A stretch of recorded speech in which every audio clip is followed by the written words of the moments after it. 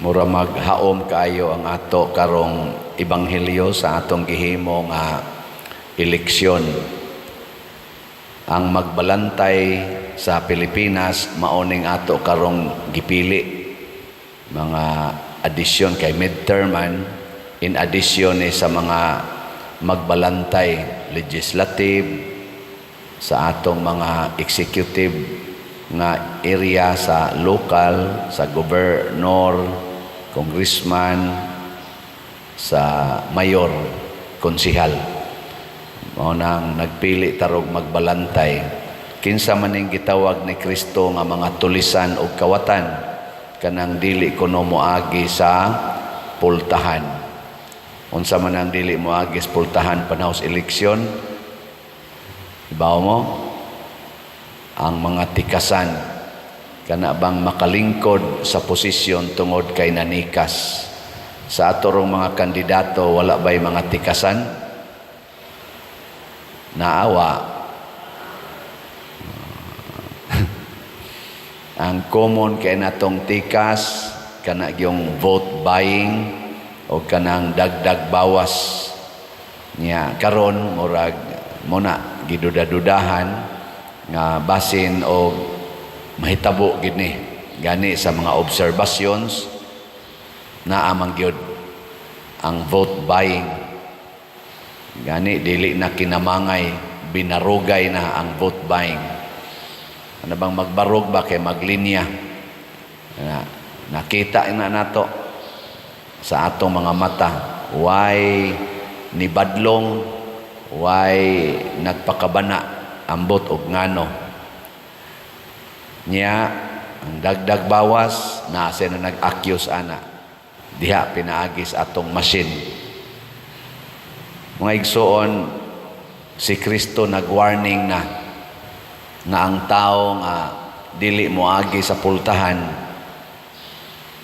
mupatay og mupatibulaag sa mga karnero. So kinisang atong mga opisyal sa gobyerno nga manikas, mupatay o mubungkag natong mga Filipinos. Sa Team Marcos o Team Duterte, hain kaani nila ang naghiusa sa atong mga Filipinos. Team Marcos o Team Duterte. Atong iampo nga ang mulusot unta karon kana gyung muhiusa sa mga Filipino. Munang niingon si Jesus, ako ang pultahan. Kinsa man si Jesus, ang kamatuoran. Matud pa niya, I am the truth. I am the life.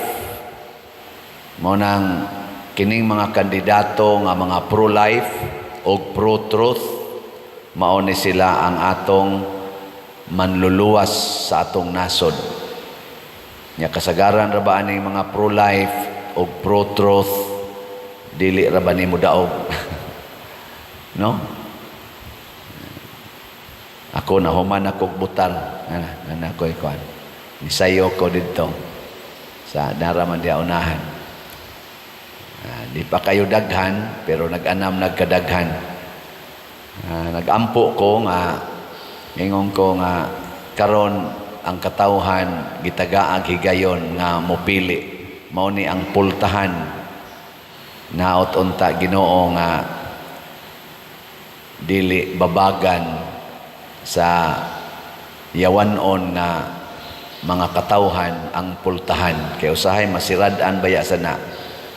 Dili makalahos ba ang kanang atong gibutar, dili makalahos ngadto sa final counting.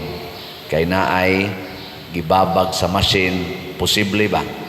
Naay ibabag sa machine nga counting machine nga program ng daan ug mao na toy mulusot.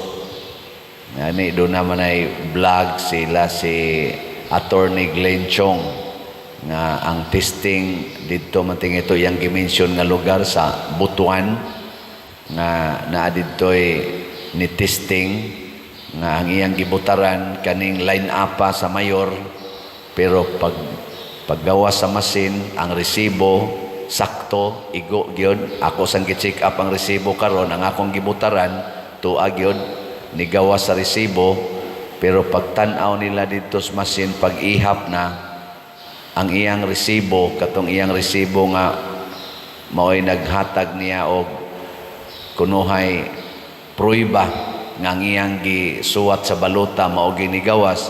Pagtan-aw nila sa the same receipt number ang giihap sa machine, ang dito nas kontra.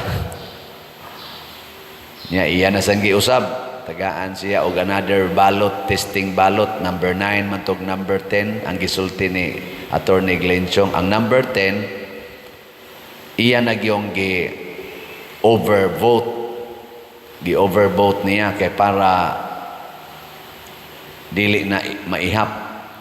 Ang mayor mo iyang gi-overvote, duha ka mayor ang iyang gibutaran kay og ma-overvote ka di man na ipon. Nya ang iyang konsihal maura gyapon, murag maura man tingali gyapon to. Pag resulta kuno gibutangan sa masin nga overvote, so dili siya maihap ang mayor, pero ang konsihal okay ra. Karon kay pag check na sad nila sa actual gyud nga giihap sa masin, wa may overvote dito, ang kontra ra man gyapon mo unaan ngangan. Nanggahimo sila og gahimo siya og petisyon ngadto sa Comelec.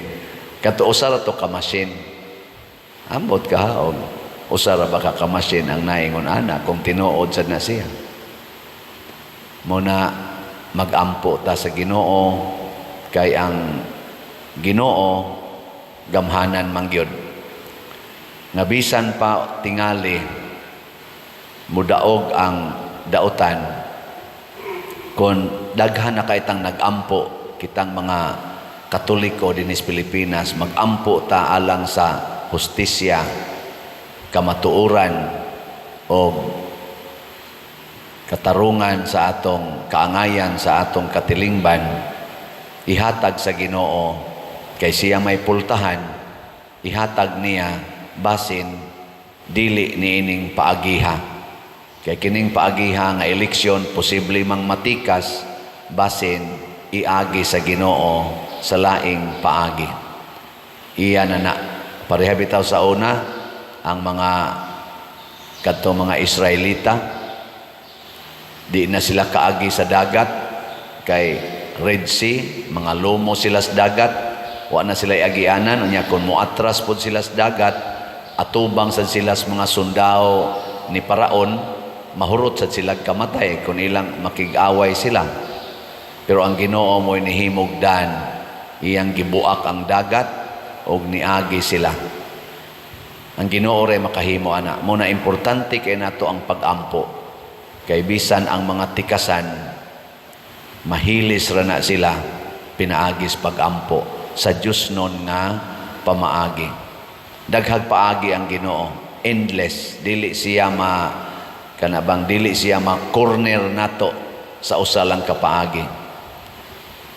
Ang Pilipinas gimahal nis Ginoo kay niya dinhi ang daghang debosyon, pero kita lang mga Filipinos wa pagyud makaamgo nga naa tay dako kaing treasure nga ang atong tinuod nga magbalantay dili ning mga politicians, dili ning mga inila nga mga partido ang tinuod natong magbalantay ang Ginoo. Muna dangop gid ta ros Ginoo, magampo ta, magpuasa ta aron nga mahimong epektibo ang atong pag-ampo. Ipakita nato sa Ginoo nga muila na gid ta na kunwa siya, wa gid tay mahimo. Lingay mong tupad. Inanisalig ka sa mga politisyan, nanisalig ka, pulos gina sila di kasaligan o guway Ginoo. Muna sa atong unang pagbasa, gibutang dinhi nga si Pedro wa na siya mosubay sa gilatid sa ilang mga leaders sa mga Israelita. Matod pa niya, kadtong mga mananap nga giisip na tong hugaw, giingnan ko sa Ginoo, ayaw isipang hugaw ang gipili sa Ginoo. Posible nga naataroy mapili nga mga kandidato nga doon na tayo usahay judgment nga hugaw man ni siya, bati man ni siya. Pero kung dili lang yun pinaagig tikas, kung gipili ginas katawhan, mapuslanon gid na siya. Bisan pag atong tan-awon nga murag hugaw siya og kinabuhi. Kay wa kunoy hugaw basta gipili sa Ginoo. Muna ang question diha, gipili ba ni Ginoo o gipili lang pinaagi sa tikas? O gipili sa mga tao kaning mugawas gyud ang normal nga gibutaran, bahala na kung say rason nganong nibutar ka, nya mahimog yung majority. Amo na gitawag sa Latin nga vox populi vox Dei. Ang tingog sa katawhan mao'y tingog sa Dios. Pero kung gitikas nya nagampo ta, muhimo ang Ginoo sa iyang aksyon kung kinsa gitinuod niyang gipili. Pareha ni Moises, gihinginlan siya dito sa Ehipto kay nasakpan siyang wa na mutuman sa pamalaod sa Ehipto. Nya kay gipili man siya sa Ginoo, nibalik siya sa Ehipto isip leader na sa Ginoo o nagmalampuson siya. Gihinginlan siya kay dili siya dawaton isip leader, anak ni Paraon, gi-reject na siya, pero gibalik siya ngadto aron mahimong leader. Ang Ginoo na nagpili. Muna diri sa atong tubag sa Salmo, sa itong tubag sa Salmo, limot na mo. Ang akong giuhaw sa buhi nga Dios. Unsa may imong giuhawan karon? Kwarta o Ginoo? Muna ato ng paminawon. Kaya nga atong kalag wa ni giuhaw og kwarta, giuhaw gid ni Ginoo. Nya kun ato siyang tagaan og pagampo, pagtinarong, pagpaubos, mugawas gid na ang gahom sa Ginoo. Nya once gani mugawas na nang gahom sa Ginoo, wala nay makapiog ni ana. God will make a way. Muna gawas nga magampo ta, maghinulsol pud ta sa atong mga sala. Aron ang Ginoo mo'y muayo nato, mo'y muhimo nato nga instrumento sa kalambuan sa atong nasod, kalambuan sa atong pamilya, kalambuan sa atong kalibutan.